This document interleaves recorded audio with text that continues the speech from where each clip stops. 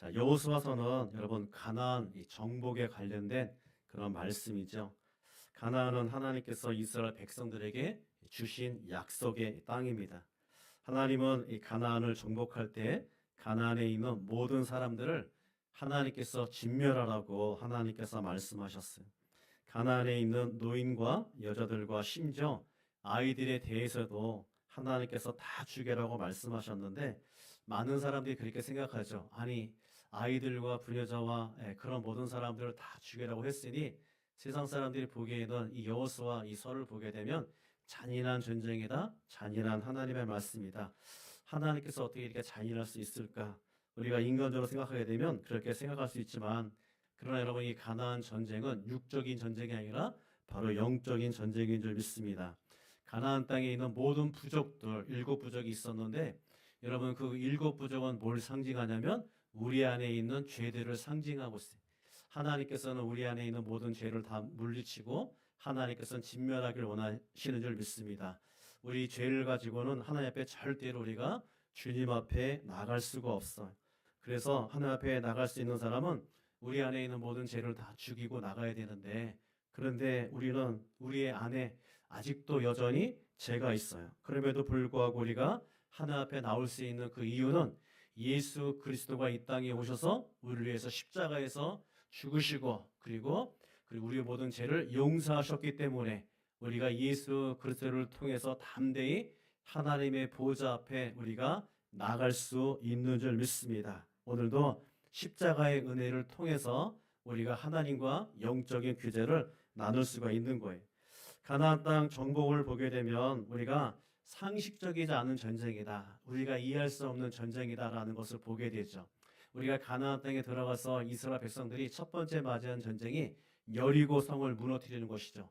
여러분 여리고 성은 칼과 여러분 창으로 그 성을 무너뜨려야 되는데 우리가 알듯이 여리고 성은 칼과 창으로 전쟁한 것이 아니라 하나님의 말씀에 순종하는 전쟁이었어요.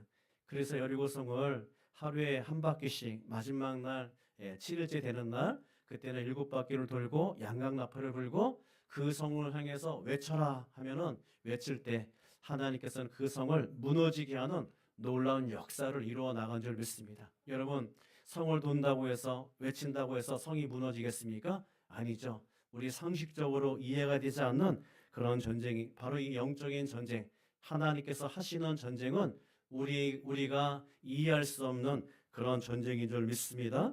그래서 영적인 전쟁이기 때문에 여러분 이 전쟁에서 승리하기 위해서는 영적인 방법을 그리고 하나님의 방법대로 해야 우리가 승리하는 그런 삶을 살게 될 줄 믿습니다.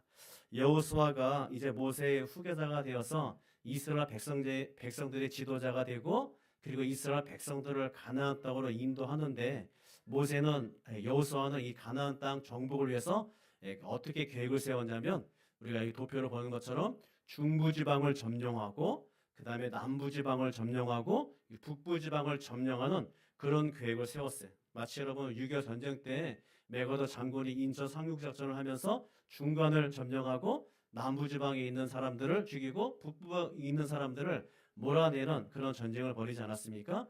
바로 이 여호수아가 하는 전쟁이 그런 전쟁이었어요. 중부 지방에 있는 여리고성과 아이성을 무너뜨리고 남부 지방에 있는 그런 베드론 골짜기와 아이론 골짜기를 통해서 그리고 이 우박을 통해서 가나안 민족들을 진멸시키고 해야 멈춰라 다리 멈춰라 하면서 여호수아와 이스라엘 백성들이 남부 지방에 있는 모든 사람들을 다 죽이는 그런 정복의 역사가 일어났습니다. 그리고 남부 지방을 점령하고 난 다음에 이제 북부 지방으로 가서 하솔 왕을 비롯한 북부 지방의 연합군들을 메론 불가에서 진멸하는 그런 내용이 여호수아 11장에 이제 기록된 것을 우리가 보게 됩니다. 그래서 중부와 남부와 이 북부 지방을 차례차례 이제 점령해 나가는데 그런데 여호수아와 이스라엘 백성들이 중부 지방을 점령하고 남부 지방에 가서 점령해야 되는데 그런데 갑자기 여호수아와 이스라엘 백성들이 남부 지방을 가는 것이 아니에요. 다음 도표를 한번 보시게 되면 여러분 한번 넘겨보시기 바랍니다. 자, 여러분 왼쪽에 보게 되면 지도를 보게 되면 중간에 제가 여리고라고 하는 곳에 동그라미 쳤어요. 이 여리고를 중심으로 해서 I가 보이시죠? 그곳이 바로 중부지방이.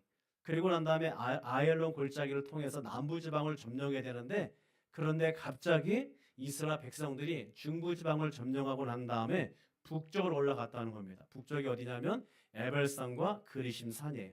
여러분 오른쪽에 보게 되면 그 사진을 보게 되면 이 사진은 이 동쪽에서 서쪽 방향을 향해서 찍은 건데, 에발산은 바로 이제 북쪽에 있는 산이고, 그리고 그리심산은 바로 이 남쪽에 있는 산이에요. 그 중간에 계곡이 있는데 바로 거기가 세겜이라고 하는 곳입니다. 여러분 이 세겜이라고 하는 곳은 바로 영적인 곳인데, 아브라함이, 야곱이, 그리고 수많은 사람들이 이곳에서 제단을 쌓고 하나님 앞에 제사를 드렸던 그런 성지였습니다. 그런데 오늘 이스라엘 백성들이 이 에발산에 가서, 그리심산에 가서 그곳에서 이제 전쟁을 앞두고 있는데, 그곳에 갑자기 올라가는 것입니다. 이제는 여러분 중부지방을 점령하게 되면 남부지방과 북부지방을 점령하기 위해서는 이제는 더 큰 여러분 가나안의 전쟁이 앞두고 있다라는 거예요. 그런데 더 큰 전쟁을 앞둔 이스라엘 백성들이, 여호수아는 이스라엘 백성들에게 이상을 명령을 내리죠. 남부지방에 가서 그 땅을 점령하는 것이 아니라 북부지방에 가서 에발산과 그리심산에 가서 제사를 드려라라고 말씀하고 있어요. 우리 30절 한번 같이 한번 읽도록 하겠습니다. 그때에 여호수아가 이스라엘의 하나님 여호와를 위하여 에발산에 한 제단을 쌓았으니, 자, 이스라엘 백성들이 제단을 쌓고 예배를 드리는 것은 당연한 일이죠. 이상할 것이 하나도 없습니다. 이스라엘 백성들이 예배를 드리는 것은 지극히 당연한 것입니다. 그런데 여러분 중요한 것은 뭐냐면 이 30절에 가장 중요한 단어가 뭐냐면 그때라는 겁니다. 그때 예배를 드리면 안 되는데 그때 예배를 드렸다는 거예요. 여러분 이 그때라는 것은 어떤 의미를 갖고 있냐면, 여호수아가 이끄는 이스라엘 백성들이 중부지방을 점령할 그때에, 그러니까 여리고성을 무너뜨리고 아이성을 무너뜨렸을 그때라는 것이죠. 두 번째 의미는 뭐냐면, 중부지방이 점령당한 이 가나안 부족들이 위기의식을 느끼고 이제 남부지방과 북부지방에 있는 이 가나안 부족들이 필사적으로 이스라엘 백성들과 전쟁을 준비할 그때에, 그러니까 여러분 이제 전쟁이 여러분 이제 크게 시작이 된 거예요. 가나안 중부지방이 점령을 당하자 가나안에 있는 남부지방과 이 북부지방이 위기의식을 느끼고, 그리고 이 이스라엘 백성과 전쟁을 준비하고 있었다라는 겁니다. 우리가 6장과 7장을 읽게 되면 여리고성과 아이성에 관련된 전쟁이 나오는데, 그 여리고성의 전쟁과 또 아이성의 전쟁에서 가나안 어떤 부족들도 여러분 연합을 하지 않았어요. 어떤 부족들도 여리고성을 도와주지 않았고 아이성을 도와주지 않았어요. 그런데 그 중부 지방이 점령을 당하자 그동안 간망만 하고 있던, 쳐다만 보고 있었던 그 남부 지방과 북부 지방이 이제는 위기의식을 느끼고, 이러다간 큰일 나겠다, 이러다가 우리도 망하겠다. 그래서 이스라엘과 전면전을 하기 위해서 남부 지방이 연합을 하고, 또 북부 지방은 북부 지방으로 연합을 하게 되었습니다. 이제는 진짜 전쟁이 크게 일어나게 된 거예요. 이스라엘 백성들이 벌집을 쑤셔놓은 상태가 된 것처럼 이제 가나안 전체가 이제 전쟁터화된 것이죠. 여리고성과 아이성을 전쟁할 때는 국지전이었지만 이제는 가나안 땅 온 땅에 전면전으로 이제 퍼지게 된 겁니다. 그래서 이스라엘 백성들은 더 크고 더 중요한 전쟁을 하기 위해서는 그들이 뭘 해야 되냐면, 에발산에 올라가서 제단을 쌓고 제사를 드리는 것이 아니라 그들은 무기를 모아야 되고, 더 많은 군인들을 소집해야 되고, 더 많은 에너지와 시간을 전쟁에 소비하고 집중해야 되는데, 그들은 그것을 내려놓고 북쪽에 올라가서 제단을 쌓고 제사를 드렸다는 것입니다. 그때라는 것은 이스라엘 백성에게 있어서 가장 중요한 때죠. 그때라는 것은 이스라엘 백성에게서 가장 위급한 때고 가장 위험한 그런 시기다라는 것입니다. 이렇게 가장 중요하고 위급한 때 여호수아와 이스라엘 백성들은 에벨산에 가면 안 되는데, 그런데 그곳에 가서 제단을 쌓고 제사를 드리고 있다라는 것입니다. 여러분 가장 먼저 해야 될 일은 가나안 부족과 전쟁하는 것이고 가나안을 정복하는 거예요. 그리고 예배는 제단은 언제 쌓냐면 전쟁이 끝나고 난 다음에 제단을 쌓고 제사를 드려도 충분한데, 그런데 이스라엘 백성들은 전쟁을 중단하고 갑자기 에발산에 가서 제단을 쌓는 것, 이것은 이스라엘 백성에게 정말 위험한 행동이다라는 것입니다. 만약에 여호수아와 이스라엘 백성들이 에발산에 가서 제사를 드리고 싶다면 여러분 몇몇 사람들이, 그러니까 이 제사장과 레위 사람들, 제사에 필요한 몇몇 사람들만 가서 제사를 드리면 되잖아요. 근데 여러분 성경은 그렇게 나와 있지 않습니다. 33절에 보게 되면 여러분 뭐라고 되어 있냐면 온 이스라엘과 그리고 그 장로들과 관리들과 재판장들과 본토인뿐만 아니라 이방인까지도, 그리고 35절 한번 넘겨보시게 되면 뒤에 모세가 명령한 것은 여호수아가 이스라엘 온 회중과 여자들과 아이와 그들 중에서 행동하는 거류민들 앞에서, 그러니까 이스라엘 백성들 중에서 한 명도 빠짐없이 온 이스라엘 백성들이, 올 이스라엘이 다 에발산에 올라가서 그곳에 가서 제사를 드렸다라는 것입니다. 이것이 왜 위험한 거냐면 예배는 여러분 무방비한 상태잖아요. 그때 여러분 남부지방에서 올라오고 북부지방에서 여러분 그 소식을 듣고 내려와서 여러분 그 에발산에서 제사를 드리고 있던 이스라엘 백성들을 공격하게 되면 이스라엘 백성들은 꼼짝없이 그 에발산에서 갇혀서 죽게 된다라는 것입니다. 왜 여호수아는 이 무모한 행동을 했을까요? 왜 여호수아는 모든 이스라엘 백성들을 이끌고 에발산에 올라가서 왜 제사를 드렸을까요? 여러분 하나님 앞에 제단을 쌓고 제사를 드리는 것이 그 어떤 것보다도 중요하기 때문인 줄 믿습니다. 전쟁을 하는 것보다도 가나안을 정복하는 것보다도 더 중요한 게 뭐냐면 바로 하나님 앞에 예배를 드리는 거예요. 우리의 삶 가운데 가장 중요한 것은 여러분 돈을 버는 것도 중요하고 건강을 지키는 것도 중요하고 우리의 미래, 우리의 꿈, 비전을 이루는 것도 중요하지만 더 중요한 건 뭐냐면 바로 하나님 앞에 우리의 마음과 정성과 뜻을 모아서 주님 앞에 드리는 그 예배, 그것이 우리의 삶 가운데 가장 중요한 것이고 하나님께서 우리를 부르신 목적이 바로 예배인 줄 믿습니다. 여러분 다시 앞으로 한번 넘어가게 되면 그 아까 사진은 하나 큰 게 나오는데 여러분 이스라엘 백성들을 절반을 에발산에다 세우고 그리고 절반은 그리심산에 세워놓고요. 그리고 여호수아와 제사장들은 그 중간에 세겜이라고 하는 그 도시에 서서 하나님의 말씀을 선포하는 거예요. 저주의 말씀을 선포하기도 하고 축복의 말씀을 선포하기도 하고, 저주의 말씀을 선포할 때 에발산에 있는 이스라엘 백성들은 아멘 하고 선포하고요. 그리고 그리심산에 있던 이스라엘 백성들은 축복의 말씀을 선포할 때 아멘이라고 화답을 했습니다.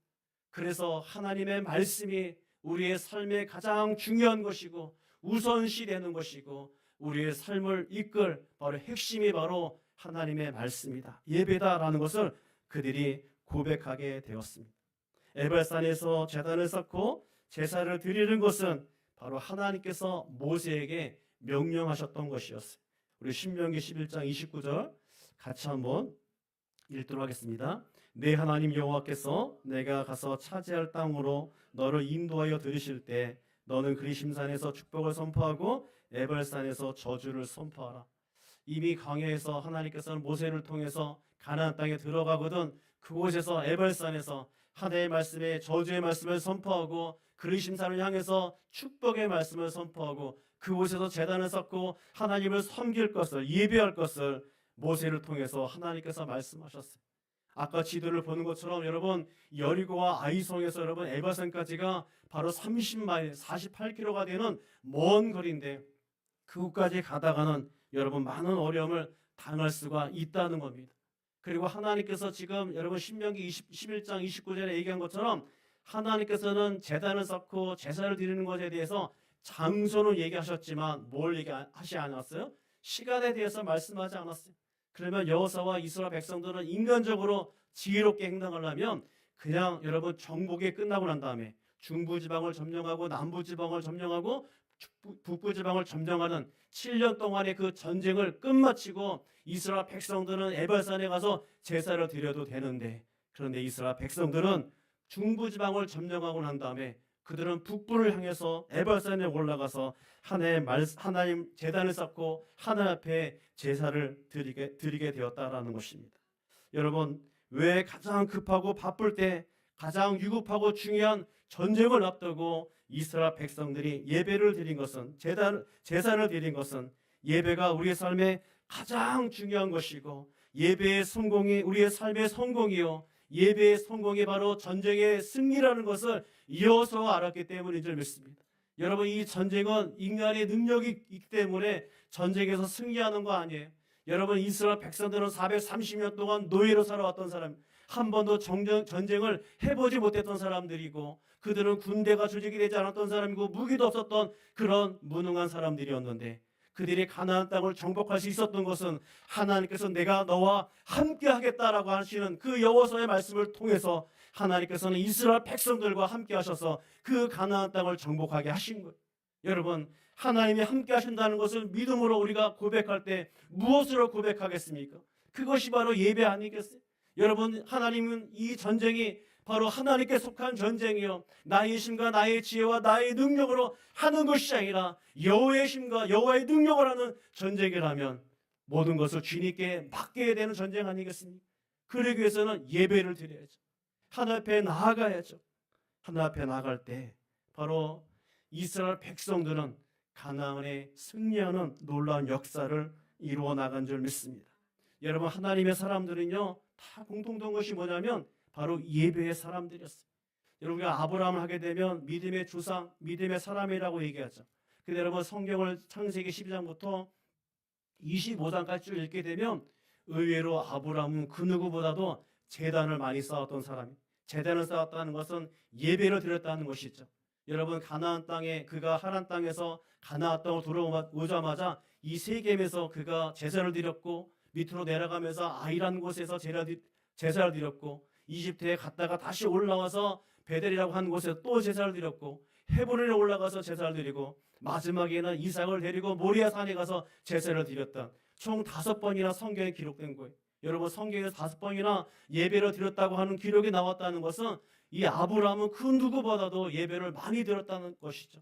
그래서 아브라함은 믿음의 사람뿐만 아니라 아브라함은 바로 예배의 사람이었습니다. 하나님은 예배의 사람을 축복하여 주시는 줄 믿습니다. 하나님께서 예배의 사람과 하나님께서 함께하여 주시는 거예요. 노아도 여러분 홍수 이후에 방주에서 나오고 난 다음에 여러분 창세기 8장에 보게 되면 방주에 나오자마자 노아가 한 것이 뭐냐면 제단을 쌓은 거였어요. 하나 앞에 예배를 드리는 것이었어요. 우리의 삶에 가장 중요한 게 뭐냐면 하나 앞에 예배를 드리는 것인 줄 믿습니다. 제단을 쌓고 예배를 드린다는 것은 하나님께서 우리에게 베풀으신 그 은혜에 대해서 감사하는 것이며 앞으로도 하나님께서 우리를 지켜주시고 하나님께서 우리를 보호하시고 하나님께서 우리와 함께 하신다는 것, 그것을 믿고 이제는 하나님만을 의지하고 하나님만을 바라보겠습니다. 그것이 바로 참된 예배인 줄 믿습니다. 여러분, 여호수아와 이스라엘 백성들이 에벨산에서 제단을 쌓고 제사를 드린 것은 하나님이 가나안을 주신 것과 가나안의 전쟁에서 승리하게 하신 것에 대한 감사뿐만 아니라 앞으로 남부지방과 북부지방을 점령케 하시는 그 하나님을 내가 의지하며 바라보겠다고 하는 것이 바로 예배라는 거예요. 여러분, 오늘 우리가 이 시간 이곳에 나와서 예배를 드리는 것은 한 주일 동안 하나님께서 우리를 지켜주시고 보호하시고 함께 하신 그 은혜에 대해서 감사하는 것이며 또한 이 일주일 동안도 하나님께서 세상 가운데 우리를 지켜주시고 우리를 보호하시고 우리와 함께 하시겠다라는 것을 우리가 믿음으로 주님만을 바라보는 것, 그것이 바로 예배 아니겠습니까? 그래서 과거에 지켜주신 하나님에 대한 감사뿐만 아니라 미래를 향한 하나님이 우리를 또한 함께 하시겠다고 하시는 그것을 우리가 믿고 바라보는 것, 그것이 바로 참된 예배인 줄 믿습니다. 여러분, 전쟁의 승리는 온전한 예배가 드려질 때 전쟁에서 승리하는, 그래서 그 어떤 것보다도 예배가 가장 중요하기 때문에 그래서 여호수아와 이스라엘 백성들은 한 명도 빠짐없이 다 에벨산에 올라가서 그리심산에 올라가서 하나님을 찬양하고 하나님께 영광 돌리며 아멘으로 화답하면서 그들이 예배를 드린 줄 믿습니다. 여러분, 우리가 가장 바쁠 때가 있잖아요. 우리도 가장 힘들 때가 있죠. 우리도 가장 중요할 때가 있습니다. 우리도 가장 위급할 때가 있고 가장 먼저 해야 될 그런 일들이 우리 삶 가운데 있어요. 우리에게도 뭐가 있냐면 그때에라는 그런 시간이 있습니다. 그때 가장 위급한 때죠. 전쟁을 해야 할 그때죠. 자신들을 지켜야 될 그때죠. 가장 위기에 맞은 한 그때죠. 우리에게도 그때라는 것이 있는데 여러분 바로 그때 우리는 하나님 앞에 나가야 될 줄 믿습니다. 여러분 예배보다 중요한 것이 없어요. 우리가 예배가 가장 중요하다는 것은 우리의 삶의 우선순위가 어디에 있냐면 하나님께 있다는 거예요. 내 인생에 있는 것이 아니라 하나님 앞에 있기 때문에 우리가 그 어떤 것보다도 예배를 우리가 드리러 우리가 달려가는 것, 그것이 바로 우리의 삶이라는 것입니다. 예배가 우리의 삶의 어떤 것보다도 우선이 될 수 없다는 거예요. 선교보다도 여러분 예배가 선교보다도 그 선교가 우선이 될 수 없다는 것이죠. 예배보다도 여러분 우리가 봉사가 우선이 될 수가 없는 거예요. 예배보다도 헌금이 우선될 수가 없는 거예요. 내가 봉사했다고 해서, 내가 전도했다고 해서, 내가 헌금했다고 해서 그것이 예배가 아닙니다. 예배는 하나님 앞에서 나의 마음과 나의 영혼을 쏟아붓는 거, 하나님만을 바라보는 거, 그것이 바로 참된 예배죠. 예배보다 다른 어떤 것이 우리의 삶 가운데 우선이 될 수 없고, 예배가 우리의 삶에, 우리의 인생에 최고의 우선이 되어야 된다라는 것입니다. 만약에 예배가 무너지게 되면 우리의 삶이 무너지는 거예요. 여러분 열왕기상 11장 30절을 같이 한번 읽겠습니다. 엘리야가 모든 백성을 향하여 이르되 내게 가까이 오라. 백성이 다 그에게 가까이 가매 그가 무너진 여호와의 제단을 수축하되. 자, 무너진 제단을 수축하였다. 이 말은 여러분 이스라엘의 예배가 무너졌다라는 거예요. 엘리야 시대에 여러분 예배가 무너졌어요. 그래서 이스라엘 백성들이 바로 우상 숭배로 나라의 전체가 오염이 되었죠. 그리고 베델에 그리고 단 위에다가 금송아지를 섬기고 그것이 바로 애굽에서 우리를 구원하는 하나님이다라고 하면서 이스라엘 백성들은요 그것을 그들은 섬겼습니다. 엘리야는 갈멜산에서 바알과 아세라 우상을 섬기는 선지자들과 영적인 싸움이 있었는데 엘리야는 혼자였지만 바알과 아세라를 섬기는 사람들은 850명이었습니다. 그 누구도 엘리야 편에 서는 사람들이 없었습니다. 바알과 아세라를 편에 서는 수많은 사람들이 있었지만 엘리야 편에 서는 사람은 아무도 없었다는 것이죠. 그 말은 뭐냐면 하나님 편에 서는 자들이 없었어요.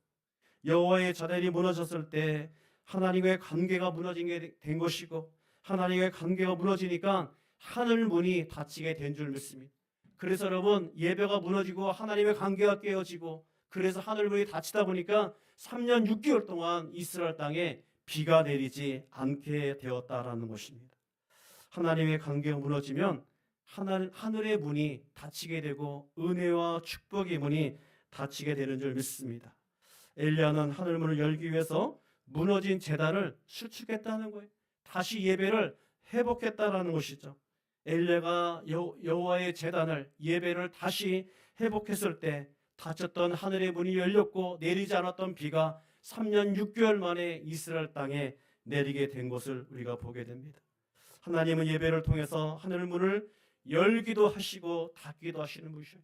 하나님께서는 예배를 통해서 하나님께서 우리에게 은혜와 축복의 문을 하나님께서 열어주실 줄 믿습니다. 우리의 삶 가운데도 여러분 무너진 부분들이 있죠. 어떤 분은 사업장이 무너지기도 하고 비즈니스가 무너지기도 하고 어떤 분은 건강이 질병으로 인하여 우리의 삶이 무너질 때가 있어요.